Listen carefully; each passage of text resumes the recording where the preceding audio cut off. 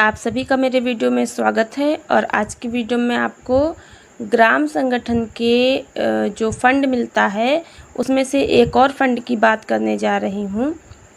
तो ग्राम संगठन में स्टार्टअप फंड तो मिलता ही है और समूह को बांटने के लिए CIF का पैसा आता है और इसके बाद आजीविका धनराशि भी आती है। तो आजीविका फंड जो है वो कैसे मिलता है, उसका फॉर्म कैसे भरा जाता है, इसके बारे में हम लोग बात करेंगे। तो ग्राम संगठन यानी कि VO विलेज ऑर्गेनाइजेशन, तो इसमें सामुदायिक निधि जो होती है आजीविका निधि, तो उसके बारे में बात कर रहे हैं हम लोग हैं। और कौन सी आजीविका निधि वो मैं आपको बता दूं।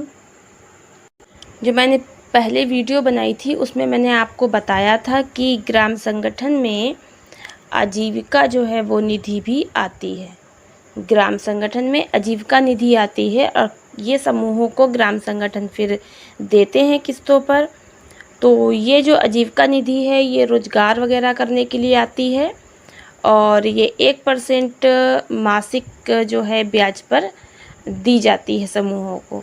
ये मैंने आपको पहले वीडियो में बताया था। तो यही आजीविका निधि का ग्राम संगठन फार्म भरकर जब ब्लॉक पे जमा करते हैं तभी पैसा आता है। हर पैसे का जो है वो फॉर्म भर के ब्लॉक पे जमा करना होता है। क्योंकि समूह की दीदियाँ इतनी जागरूक नहीं होती तो उनके फॉर्म ब्लॉक पर ही BRP के द्वारा, CRP के द्वारा या BMMG के द्वारा भरवा कर और भेज दिए जाते हैं और उनके खाते में पैसा ट्रांसफ़र करवाया जाता है।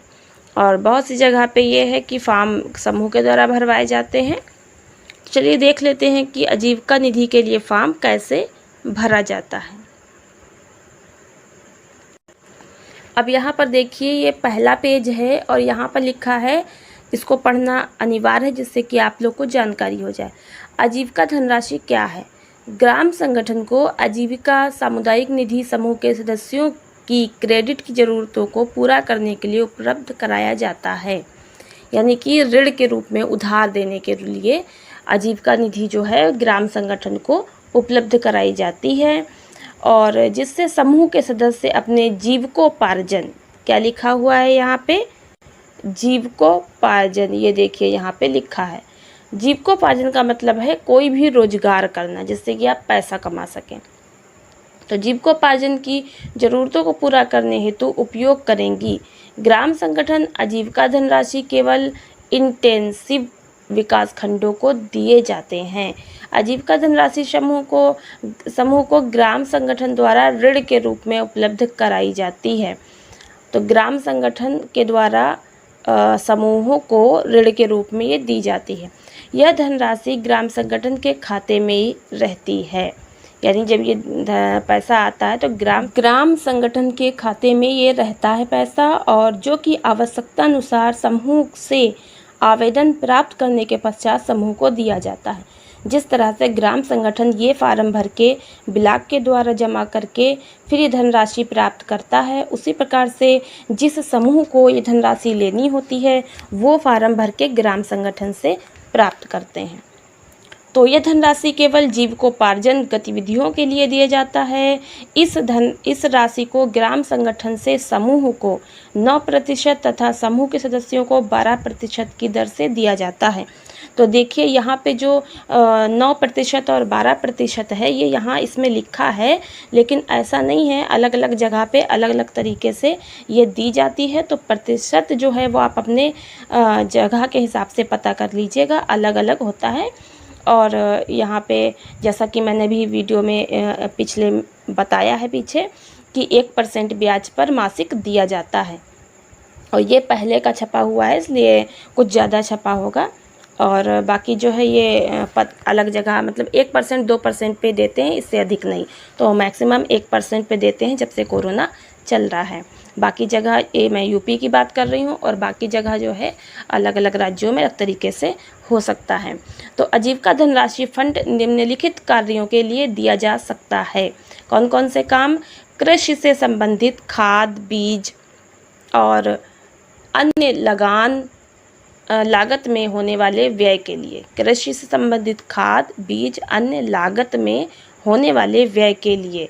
फिर है कृषि के लिए, कृषि योग्य जमीन बटाई पर दिए जाने के लिए, या फिर छोटे या बड़े पशु खरीदने के लिए, पालने के लिए, या फिर कृषि संबंधित मानव संचालित यंत्रों, स्वचालित यंत्रों को खरीदने एवं किराए पर लेने हेतु, या अन्य कोई आजीविकोपार्जन का स्रोत जिससे समूह की महिला की आमदनी या आय में वृद्धि हो। तो कोई भी रोजगार करने के लिए आप ये पैसा ले सकते हैं। अब बात कर लेते हैं आजीविका सामुदायिक निधि की राशि, कितना पैसा होता है इसमें। ऐसा ग्राम संगठन जो इस धनराशि को प्राप्त करने के मापदंड को पूरा करेंगे एवं धनराशि प्राप्त करने हेतु 3 दस्तावेज, आवेदन पत्र, ग्राम संगठन के वित्तीय विवरण, बैठक की कार्रवाई एवं समूह विवरण प्रपत्र। क्या क्या मांगा है इसमें? आवेदन पत्र यानी कि जो ये फार्म भरा जाएगा, फिर ग्राम संगठन के वित्तीय विवरण, यानी ग्राम संगठन में कितना लेखा जोखा है, ये सब इसी में भी आप जानेंगे आगे। और विवरण, फिर बैठक की कार्रवाई कि जिसमें आप लिखेंगे कि सभी दीदियों ने मिलकर आज ये निर्णय लिया कि हमारे समूह ग्राम संगठन में आजीविका निधि का पैसा सरकार के द्वारा प्राप्त कर लिया जाए, जिससे कि हम लोग सभी दीदियाँ जो समूह की हैं आपस में जो है पैसा लेकर कोई रोजगार करे। इस तरह चर्चा में लिखते हैं ना, मुख्य बिंदु चर्चा में जो भी बैठक में कार्रवाई में लिखते हैं, तो उसका भी एक फ़ोटोकॉपी करके लगानी पड़ती है। एवं समूह विवरण प्रपत्र, जो समूह हैं उसके बारे में कितने समूह ग्राम संगठन में हैं, कौन कौन इसमें अध्यक्ष, सचिव, कोषाध्यक्ष के नाम, उनकी मोहर, ये सब जो है लगता है। तो ब्लॉक मिशन प्रबंधन इकाई में जमा करेंगे, आपको ब्लॉक में इसको जमा कर देना है NRLM के ऑफिस में। उस ग्राम संगठन को रुपये 2 लाख तक की आजीविका धनराशि प्रदान की जा सकती है। तो ये जो आजीविका धनराशि होती है ये ग्राम संगठन को 2 लाख रुपए मिलती है, और इसमें से समूह की दीदियाँ अपना जो है ऋण के रूप में लेती हैं। अब कौन कौन ऐसे ग्राम संगठन हैं जिसको ये धनराशि मिल सकती है, क्योंकि ऐसे थोड़ी कि आप फार्म भर देंगे तुरंत मिल जाएगी। जैसे समूह की ग्रेडिंग होती है, ग्राम संगठन की भी होती है। तो जो मानक पे सही उतरेंगे ग्राम संगठन, सही चल रहे होंगे, उन्हीं को तो मिलती धनराशि। तो योग्यता क्या क्या होनी चाहिए इसमें? सबसे पहले है ग्राम संगठन की योग्यता और मानक। वो ग्राम संगठन जो जिसमें 6 माह पुराना हो ग्राम संगठन 6 माह पुराना हो, उसका बैंक खाता खुला हुआ हो, समूह से CIF नियमित रूप से वापस आ रही हो, मतलब कि CIF का पैसा जो ग्राम संगठन में आता है फिर ग्राम संगठन से समूह की दीदियों को दिया जाता है, तो वो जो है नियमित रूप से वापस आ रहा हो, हर महीने ब्याज के साथ में वो ग्राम संगठन में समूह वापस करता हो। लाइवलीहुड उप समिति गठित हो, यानी कि उप समिति भी गठित हो। यदि लाइवलीहुड समिति का गठन ना हुआ हो तो गठन कर प्रशिक्षण उपरांत ही ग्राम संगठन लाइवलीहुड फंड के लिए आवेदन भरे। तो पहले कि ये उप समिति बना ली जाए, उसका प्रशिक्षण हो जाए, फिर ये आवेदन करें। फिर न्यूनतम 80% तक नियमित बैठक की हो, कम से कम 80% तक आपकी ग्राम संगठन की मीटिंग हो चुकी हों, और फिर 50% समूह आजीविका धनराशि प्राप्त करने योग्य हों, यानी कि 50% जितने भी आपके ग्राम संगठन में जितने भी समूह जुड़े हैं उसमें से कम आधे समूह ऐसे होने चाहिए जो ग्रेडिंग में पास हों, सही चल रहे हों, पंचसूत्र का पालन कर रहे हों, वो धनराशि आजीविका धनराशि लेने के योग्य हों, तभी आपको मिल पाएगी ये। तो यहाँ पे देखिए दस्तावेज, जब हमने उस पेज को जो भी पढ़ा था उसको हमने ओपन किया तो अंदर की ओर पहला पेज यहाँ पे आपका देख लीजिए, ये आता है, खुलता है, इसको आपको फिल करना है। दस्तावेज फर्स्ट है आवेदन पत्र, आपको भरना है कैसे? आजीविका सामुदायिक निधि हेतु आवेदन पत्र ग्राम संगठन द्वारा प्रेषित, यानी ग्राम संगठन ये फार्म भर के अपने ब्लॉक पे जमा करेंगे। तो यहाँ पे पढ़ लीजिए क्या है। सेवा में परियोजना निदेशक, उपायुक्त, स्वतः रोजगार, जिला मिशन प्रबंधक इकाई, जनपद यहाँ पे जो था वो हमने हाइड कर दिया है, यानी कि यहाँ पे जनपद जिले का नाम भरना था, ये किसी का फॉर्म है जो कि नहीं शो होना चाहिए, तो यहाँ पे जिले का नाम अपना भर देंगे। फिर यहाँ पे लिखा है महोदया हम नारी शक्ति महिला प्रेरणा ग्राम संगठन, जैसे समूह का नाम होता है वैसे ग्राम संगठन के नाम होते हैं। तो जो भी आपके ग्राम संगठन का नाम हो यहाँ भरेंगे, और यहाँ पे भी ग्राम संगठन का नाम भरेंगे। यहाँ पे देखिए, फिर ग्राम संगठन के गठन की तिथि यहाँ भरी जाएगी। यहाँ पे हमारा बैंक खाता संख्या, ग्राम संगठन का बैंक खाता संख्या यहाँ भरा जाएगा, और आपका कहाँ कौन सी बैंक में है, बैंक का नाम, यहाँ शाखा भरी जाएगी कि आपका बैंक किस जगह पे है, शाखा वो भरी जाएगी। फिर उसके नीचे है, कृपया हमारे ग्राम संगठन को 2 लाख रुपए की आजीविका सामुदायिक निधि उपलब्ध कराने की कृपा करें। यह धनराशि को आजीविका सामुदायिक निधि मार्गदर्शिका के अनुसार उपयोग करेंगे। यहाँ पर आपका अध्यक्ष जो होंगी ग्राम संगठन की अध्यक्ष का यहाँ पे नाम भरा जाएगा, यहाँ उनके साइन होंगे। यहाँ पे ग्राम संगठन की कोषाध्यक्ष का नाम, उनके साइन। यहाँ पे ग्राम संगठन की सचिव का नाम, उनके साइन। और फिर ग्राम संगठन की ये जो है वो मोहर लगा के अध्यक्ष, कोषाध्यक्ष, सचिव ये यहाँ पे साइन कर देंगे, और ये दिनांक डाल देंगे, और ये फार्म आपका भर जाएगा। तो आपने देखा कि आपको कैसे ये फॉर्म भरना है। चलिए आगे देख लेते हैं इस फॉर्म को। अब यहाँ पे आप देख सकते हैं कि दस्तावेज, यहाँ पे 2 नंबर ये पेज आ गया। तो ग्राम संगठन का वित्तीय विवरण यहाँ पे आपको देना है। तो ग्राम संगठन का वित्तीय विवरण, जैसा कि मैंने आपको भी वीडियो में बताया था कि आपको वो भी बताना है। तो यहाँ पे सबसे पहले ग्राम संगठन का नाम, फिर ग्राम संगठन में कितने समूह, यहाँ इनके ग्राम संगठन में 8 समूह जुड़े हैं तो 8 लिख दिया। आपके में जितने होंगे उतने लिखेंगे। जिस गांव से गांव का नाम, और यहाँ क्लस्टर का नाम डालेंगे, जो मैंने हाइड कर दिया है आप डालेंगे। और फिर दिनांक से दिनांक तक ये आपका जो भी है वहाँ पे आप ब्लॉक पे पूछ के ही भर सकते हैं फॉर्म। जाकर पूछ कर ही भरिए। मैंने सिर्फ आपको आइडिया देने के लिए और जानकारी के लिए वीडियो बनाई है। जो भी काम करें ब्लॉक पर पूछ कर करें। यहाँ पे देखिए, प्रारंभिक राशि है, हाथ में राशि है, बैंक में राशि, यानी कि शुरुआत में कितनी राशि आपकी थी, फिर आपके हाथ में इस समय कितनी राशि है, बैंक में आपने कितनी जमा कर दी, सामूहिक निधि CIF की राशि कितनी है, आजीविका सामुदायिक निधि CIF से प्राप्त राशि, स्टार्टअप राशि, सदस्यता शुल्क, ये बहुत सारी चीज़ें हैं। यहाँ पे मूलधन ब्याज है, मूलधन ब्याज वापसी, जो कुछ भी बैंक से प्राप्त ब्याज, दंड, ये सब जो है यहाँ पे जो भी भरना है, अब यहाँ पे ये सब जो है वो आप ब्लॉक पर पूछकर और अपने हिसाब से भरें। कोई भी जानकारी ऐसे ना भरें।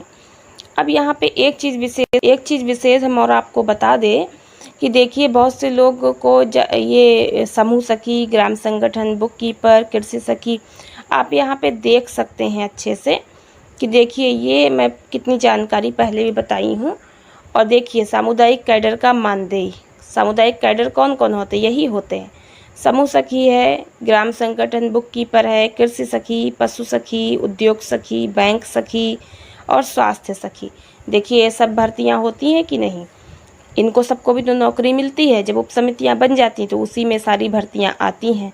जहाँ कहीं भी ग्राम संगठन बना है ये भर्तियाँ ज़रूर आई होंगी, और इनको सबको मानदेय दिया जाता है। इनका सबका पक्की नौकरी होती है सरकारी, और इनको मानदेय सैलरी मिलती है। चलिए आगे बात कर लेते हैं। तो देखिए, यहाँ पर जो आपका भी दूसरा नंबर का पेज हमने आपको दिखाया, उसी के आगे का ये, तो यहाँ पे 12 नंबर संस्थागत शुल्क यहाँ पे दिया हुआ है, और समूह की बचत, व्यक्तिगत, ये सब भी यहाँ पे बहुत कुछ भरना है। स्टेशनरी, मासिक बैठक, जो भी बैंक शुल्क, और कुल प्राप्ति और कुल व्यय, ये सब लिखना होता है। और यहाँ पे भी आपके ग्राम संगठन की मोहर, अध्यक्ष, कोषाध्यक्ष, सचिव के साइन, यहाँ अध्यक्ष, यहाँ कोषाध्यक्ष, सचिव के साइन, उनके नाम, ये सब लिखना होता है। तब जा कर के ये नंबर 2 का दस्तावेज पूरी तरीके से पूरा भर पाता है। तो ये सब आपको अच्छे से भरना है, और उसके बाद आगे क्या भरना है देख लेते हैं। अब यहाँ पर तीसरा दस्तावेज आ जाता है, नंबर 3। ये देखिए यहाँ पे, इसमें क्या करना है, ग्राम संगठन के समूह की सूचना देनी है। 3 मांगे गए थे, अब तीसरा ग्राम संगठन के समूह की सूचना। तो यहाँ पे ग्राम संगठन में कितने समूह हैं उनकी सूचना देनी है।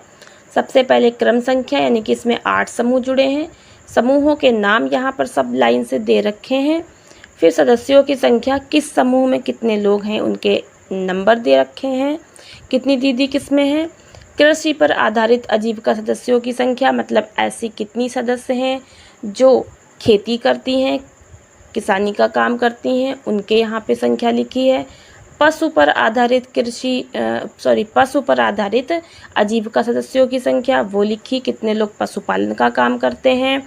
फिर अन्य आजीविका पर आधारित, यानी कि अन्य कौन सी महिलाएं हैं जो ना तो खेती करती हैं ना पशु पालती हैं, कुछ दुकान करती होंगी, कुछ पापड़ अचार बनाती होंगी, कोई भी अलग काम करती होंगी या कुछ भी अलग काम अन्य जीविका, वो उनके संख्या लिखी है, कितनी हैं दीदियाँ जो ये काम करती हैं।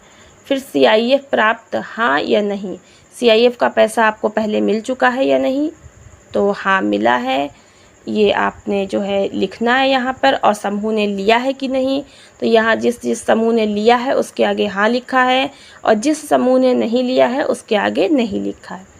फिर डिफ़ॉल्ट समूह, यानी धोखेबाज समूह है इसमें से कोई, तो अगर कोई नहीं है तो कोई भी सब में नहीं लिख देंगे। फिर योग्य और हाँ नहीं में जवाब देना है कि क्या आजीविका निधि लेने के योग्य हैं समूह, तो जो हैं उनके आगे हाँ लिखिए, जो नहीं उनके आगे नहीं लिखिए। तो सभी हैं तो सभी के आगे हाँ लिख दिया है। कुल समूहों की संख्या यहाँ डालनी है, कुल योग्य समूहों की संख्या कि ये जो आजीविका फंड है लेने के लिए कितने समूह योग्य है, सभी हैं तो सभी 8 लिख देंगे, 8 संख्या। कुल योग्य समूह का प्रतिशत कितने %, 100%, यानी कि सभी को लेना है। अध्यक्ष का नाम और साइन, कोषाध्यक्ष का नाम और साइन, और सचिव का नाम और साइन ग्राम संगठन के। अब 4 नंबर का प्रपत्र यहाँ पर हम लोग को क्या भरना है, जैसा कि मैंने आपको बताया था, बैठक की कार्रवाई की एक छायाप्रति इस दस्तावेज में संलग्न करें। यहाँ पे आपको अपनी बैठक की एक फ़ोटोकॉपी लगानी, जैसा कि मैंने अभी बोला था कि लिखते हैं कि आज सभी दीदियों ने मिलकर ये विचार किया कि अब अपने ग्राम संगठन में आजीविका निधि को सरकार के द्वारा जो आजीविका निधि का फंड का पैसा मिलता है उसे हमें समूह में उपयोग के लिए प्राप्त कर लेना चाहिए, ये सब लिखते हैं मीटिंग में, जैसे भी मैंने बोला था। तो उसकी एक फ़ोटोकॉपी जो है वो भी यहाँ पे करा के लगानी होती है। यहाँ पर एक पेज जो बिल्कुल पीछे लगा हुआ है, जबकि ये 2nd नंबर पर होना चाहिए था। जो मैंने विवरण पढ़ के बताया था सबसे पहला पेज, उसके नीचे ये पेज था, उसके नीचे सारे फार्म फिल करने वाले लगाए जाते हैं। दस्तावेज 1, दस्तावेज 2, दस्तावेज 3, दस्तावेज 4, और ऊपर ये 2 फॉर्म लगे होते हैं। और ये बिल्कुल नीचे था, क्योंकि मैं ब्लॉक से ये फ़ोटो लेकर आई हूँ, तो ब्लॉक पे ये फॉर्म भरे गए थे, तो वहाँ से मैंने फ़ोटो लिया था, तो ये पेज पीछे लग गया था, तो फ़ोटो में मैं आपको उसी हिसाब से वीडियो बना दी। चलिए देख लेते हैं कि इसमें क्या लिखा है। इसमें लिखा है कि स्वयं सहायता समूह की योग्यता मानक, तो कौन से समूह ग्राम संगठन में जुड़े हों जिससे कि आपको पैसा मिले। पंचसूत्र का पालन करने वाले, CIF की धनराशि प्राप्त कर चुके, CIF एवं बैंक लोन की वापसी नियमित रूप से कर रहे हों, ग्राम संगठन के सदस्य हों और 50% से भी अधिक समूह के सदस्यों ने ऋण लिया हो।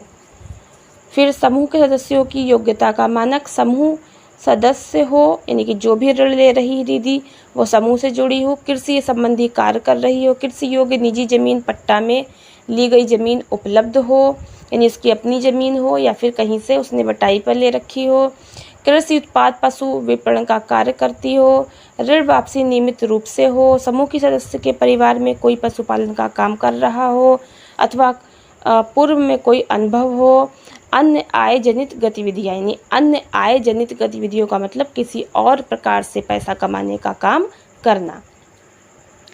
तो आजीविका निधि में यहाँ पे सामुदायिक निधि आवेदन तैयार करने हेतु VO के हिसाब से ₹200 का प्रावधान है।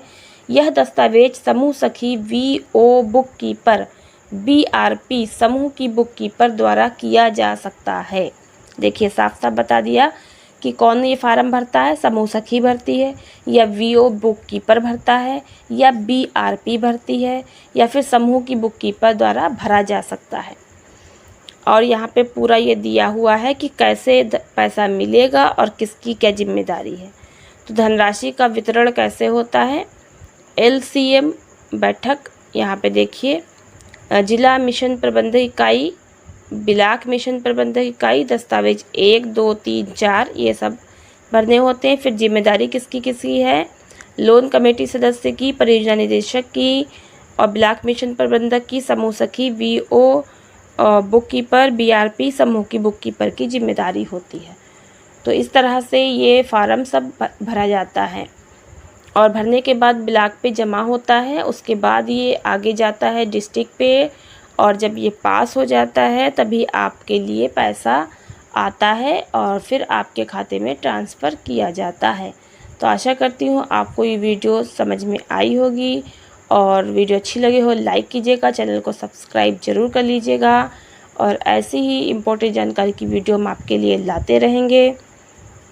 और चलिए अब मिलते हैं अगली वीडियो में नई जानकारी के साथ। तब तक के लिए आप सबका बहुत बहुत धन्यवाद।